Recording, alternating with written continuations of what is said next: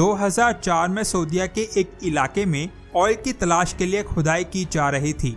इसी दौरान खुदाई करने वाले को जमीन के अंदर एक इंसानी ढांचा नजर आया। ये ढांचा साइज में एक बड़ी बिल्डिंग के बराबर था। इस ढांचे को देखने वाला वहां मौजूद हर शख्स खौफजदा हो गया। इस न्यूज के वायरल होने के बाद जब सऊदी गवर्नमेंट को इस बात का पता चला तो उन्होंने फौरन इस जगह को सील करवा दिया, जिसके बाद यहाँ हर तरह की रिसर्च और वीडियो रिकॉर्डिंग पर पाबंदी लग गई। अब सोचने वाली बात यह है कि इतना बड़ा ढांचा किसका था। सऊदी गवर्नमेंट का कहना है कि ये ढांचा कौम आद में से किसी का है, और आपको पता है कि इस कौम का जिक्र कुरान पाक में मौजूद है। अल्लाह ने कुरान पाक में फरमाया कि इसने आज तक इससे बड़े कद के लोग नहीं बनाए थे जितने कद कौम आद के बनाए थे।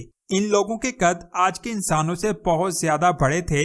इसके अलावा अल्लाह ने इन लोगों को बहुत ज्यादा ताकत भी दी थी, लेकिन इन लोगों ने अल्लाह का शुक्र अदा ना किया बल्कि शिर्क और तकब्बुर करने लग पड़े। अल्लाह ने हजरत हूद अलैहिस्सलाम को इन्हें हिदायत देने के लिए भेजा था, लेकिन इन्होंने हजरत हूद अलैहिस्सलाम की बात नहीं सुनी और फिर इन पर अल्लाह का अजाब नाजिल हुआ और ये कौम बर्बाद हो गई। और जैसे कि मैंने बताया कि सऊदीया में मिलने वाला ये ढांचा कौम आद का था और ये जगह इस्लामिक तारीख से रिलेटेड थी, इसलिए इस जगह को सील कर दिया गया। लेकिन फिर भी इस ढांचे की कुछ तस्वीरें खींची गई जो आज भी इंटरनेट पर मौजूद हैं।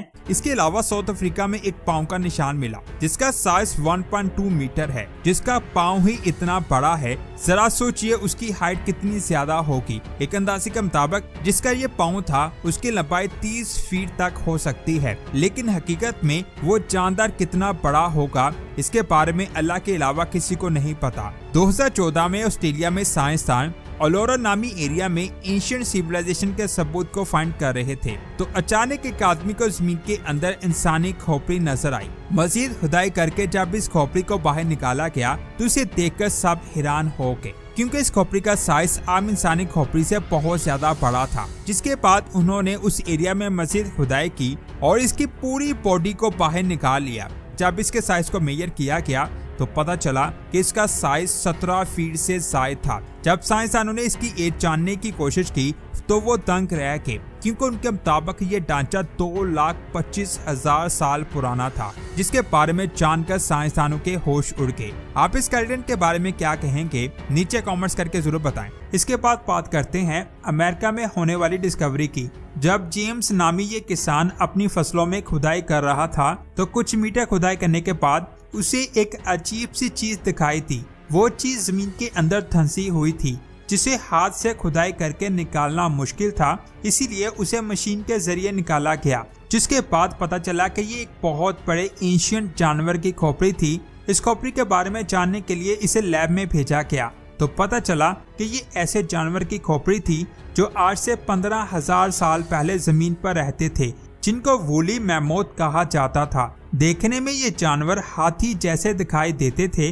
लेकिन ये उस वक्त बहुत ज्यादा खतरनाक माने जाते थे। माना जाता है कि 15,000 साल पहले लोग इस जानवर के दांत निकालकर हथियार के तौर पर इस्तेमाल करते थे। ये जानवर ठंडे एरियाज में रहते थे, लेकिन ग्लोबल वार्मिंग की वजह से इनकी नस्ल जमीन से खत्म हो गई और आज भी कई ऐसे जानवर हैं जिनकी तादाद बहुत कम रह गई है और हो सकता है कुछ ही सालों बाद उनकी नस्ल जमीन से पूरी तरह से खत्म हो जाए। इसके बाद 1922 में हॉवर्ड कार्टर को इजिप्ट में मौजूद किंग्स वैली से 3,000 साल पुराने किंग टूटनखामुन का टॉम मिला। जब इस टॉम को खोला गया तो अंदर मौजूद चीजों को देखकर सबके होश उड़ गए, क्योंकि ये चैम्बर सोने से बनी चीजों से भरा हुआ था। इन चीजों में खालिस सोने से बना हुआ मास्क था जिसका वजन 9 किलोग्राम से ज्यादा था। इस मम्मी को 3 कॉफिन में रखा गया था। ये कॉफिन भी खालिस सोने से बने थे। इन कॉफिन को जिस चीज से ढका गया था वो भी सोने से बनी हुई थी। इस चैम्बर के अलावा वहाँ मौजूद चीजें भी सोने से बनी थी।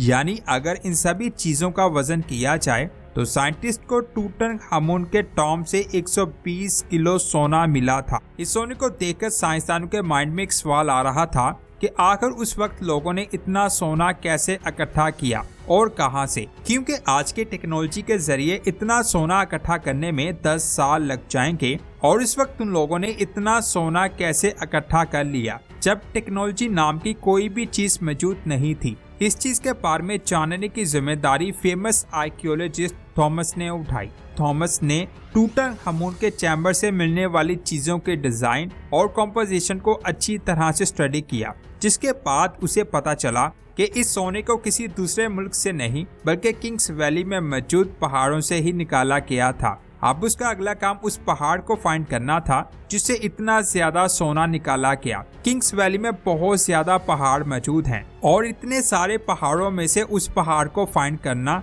जिससे सोना निकाला गया बहुत ज्यादा मुश्किल काम था। थॉमस एक और आर्कियोलॉजिस्ट जो उनके साथ मिलकर किंग्स वैली के पहाड़ों को स्टडी कर रहा था, तो अचानक उसे ऐसे पत्थर दिखाई दिए जिसमें सोना मौजूद था, जिसकी वजह से थॉमस का ख्याल था कि अगर टूटनखामुन के चैम्बर से मिलने वाला सोना इसी एरिया से निकाला गया है तो यहाँ पर उन चीजों के टुकड़े या निशान जरूर मिल सकते हैं जिनका इस्तेमाल करके इस एरिया से सोना निकाला जाता था। इन चीजों को फाइंड करने के लिए उनको इस एरिया को अच्छे से देखना होगा, लेकिन ये एरिया 1 लाख से ज्यादा स्क्वायर किलोमीटर तक फैला हुआ है। यहाँ पर इतनी ज्यादा गर्मी है जिसकी वजह से दूर दूर तक कोई निशान दिखाई नहीं देता।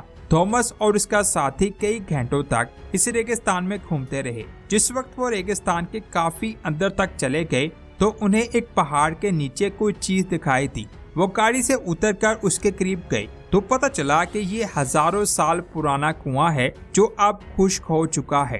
रेगिस्तान के बीचों बीच इस कुएं के मिलने का मतलब है कि किसी दौर में लोग इस जगह से गुजरते थे और इस कुएं से पानी निकाल कर पीते थे। जब ये दोनों थोड़ा आगे गए तो इनको एक कमरा दिखाई दिया। अंदर से इस कमरे को देखकर ऐसा लग रहा था जैसे इस जगह लोग आकर नाउज़बिल्लाह इबादत करते थे, जैसे ये कोई टेंपल हो। इस कमरे की दीवारों पर पेंटिंग्स बनाई गई थी। जब इन पेंटिंग्स को ध्यान से देखा गया तो इनमें जॉन को ऐसी चीज मिली जिसने उन दोनों को हैरान कर दिया। उस साइंसदान ने बताया कि इस पेंटिंग में वही राज छुपा है जिसको हम तलाश कर रहे हैं।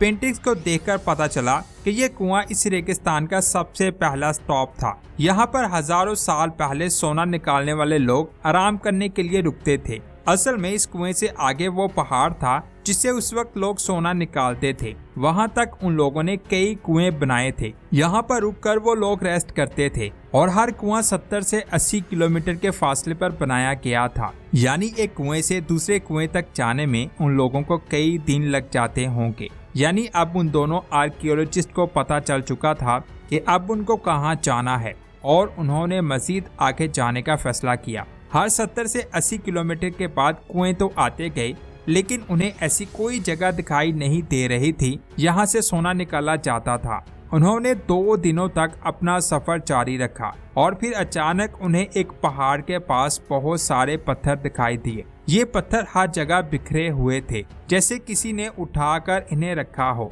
इस जगह को देखकर ऐसा लग रहा था जैसे ये जगह सोना निकालने वाले लोगों का कैंप लगती है। जब उन्होंने उन पत्थरों को स्टडी करना शुरू किया तो उन्हें एक ऐसी चीज मिली जिनसे इनके सवालों के जवाब मिलने वाले थे। असल में उनको पत्थरों से बने ऐसे टूल्स मिले जिनकी मदद से पत्थरों को तोड़कर उनके अंदर से सोना निकाला जाता था। ये जो पत्थर आपको दिखाई दे रहा है, इसे इस टूल की मदद से तोड़कर क्रश किया जाता था और फिर इस क्रश में से सोने के ज़रात को निकाला जाता था। जब उन्होंने इस जगह को मजीद स्टडी किया तो उनको ऐसे ही कई और टूल्स मिल गए। थॉमस को एंशिएंट गोल्ड माइनिंग टेक्निक के बारे में काफी कुछ पता था, इसीलिए उसने कहा कि हो सकता है उस वक्त लोग पहाड़ों को खोद खोद कर इनमें टनल्स बनाते थे। वो इन टनल्स में से एक खास तरह के पत्थर को फाइंड करके बाहर एक कैंप में भेज देते। यहाँ वो इस वक्त मौजूद है। फिर यहाँ मौजूद दूसरी टीम इन पत्थरों को क्रश करके इनमें से सोना निकालती थी और फिर उस सोने को किंग्स वैली में भेजा जाता। थॉमस को पत्थरों से सोना निकालने वाला कैंप तो मिल चुका था, लेकिन अब उनको उन टनल्स को फाइंड करना था जिनसे ये पत्थर निकाले जाते। उन्होंने इर्द गिर्द बहुत ज्यादा तलाश की, लेकिन उन्हें वो टनल नहीं मिल सकी। थॉमस के मुताबिक हजारों सालों में यहाँ बहुत ज्यादा अर्थक्वेक्स आए होंगे, जिसकी वजह से हो सकता है ये टनल गिरकर बंद हो गई। साइंसदानों के मुताबिक गोल्ड माइनिंग का ये तरीका बहुत ज्यादा मुश्किल था। उनके मुताबिक अगर उस दौर में 100 लोग एक हफ्ते तक गोल्ड माइनिंग का काम करें तो वो सिर्फ 1 चम्मच गोल्ड को इकट्ठा कर सकते होंगे, जितना सोना टूटनखामुन की टॉम्ब से मिला है उसे देखकर ऐसा लगता है कि हजारों लोग एक ही वक्त में मिलकर काम करते होंगे, लेकिन फिर भी इतना सोना इकट्ठा करने में उन्हें कई साल लगे होंगे। सोना छोटे छोटे टुकड़ों में निकाला जाता है जिनको किंग्स वैली में भेजा जाता था। यहाँ पर उस सोने को पिघलाकर उससे चीजें बनाई जाती जो टूटनखामुन के टॉम्ब से मिली हैं। जब इन चीजों को काउंट किया गया तो इनकी तादाद 5000 थी और इन सारी चीजों का कैटलॉग बनाने में ही साइंसदानों को 10 साल लग गए। कुछ हद तक ये मिस्ट्री तो सॉल्व हो गई कि इस सोने को कैसे हासिल किया गया, लेकिन आज भी ये दोनों साइंसदान इस पर काम कर रहे हैं। इसके अलावा जब आलिया इस्माइल टूटनखामुन के चैम्बर को स्टडी कर रही थी तो उसने दीवार पर बनी पेंटिंग को स्कैन करके अच्छे से देखा तो उसे पेंटिंग पर एक निशान नजर आया। जब उस निशान की उसने जांच पड़ताल की तो उसे पता चला कि ये निशान किसी दरवाजे का हो सकता है, यानी इस पेंटिंग के पीछे एक और चैम्बर हो सकता है। ये उसका उस निशान को देखकर एक अंदाजा था। इस बात को कंफर्म करने के लिए या तो इस दीवार को तोड़ना पड़ेगा या फिर इस जगह को स्कैन करना पड़ेगा। इसीलिए उसने इस जगह को स्कैन करने का सोचा। जब उसने स्कैन किया तो उसके रोंगटे खड़े हो गए, क्योंकि ऐसा लग रहा था जैसे इस पेंटिंग के पीछे एक और चैम्बर है जिसमें एक मम्मी और साथ बहुत सारा सोना पड़ा हो सकता है। क्या सच में वहाँ कोई चैम्बर है और क्या उस चैम्बर में और खजाना दफन है? अगर आप इस पर वीडियो देखना चाहते हैं तो नीचे कमेंट करके बताएं। अगर आपका रिस्पांस अच्छा हुआ तो इस पर कमाल की वीडियो आ जाएगी। तो दोस्तों ये थी आज की शानदार वीडियो। इस वीडियो को बनाने में हमारी बहुत ज्यादा मेहनत हुई है। अगर आप हमारी वीडियो को लाइक करेंगे और नीचे कमेंट करेंगे तो हमारा हौसला बढ़ेगा। नेक्स्ट वीडियो को देखने के लिए हमारे चैनल को सब्सक्राइब कर लें और इस वीडियो को शेयर भी लाजमी करें। मिलते हैं एक और शानदार वीडियो में। अपना बहुत सारा ख्याल रखें। अल्लाह हाफिज।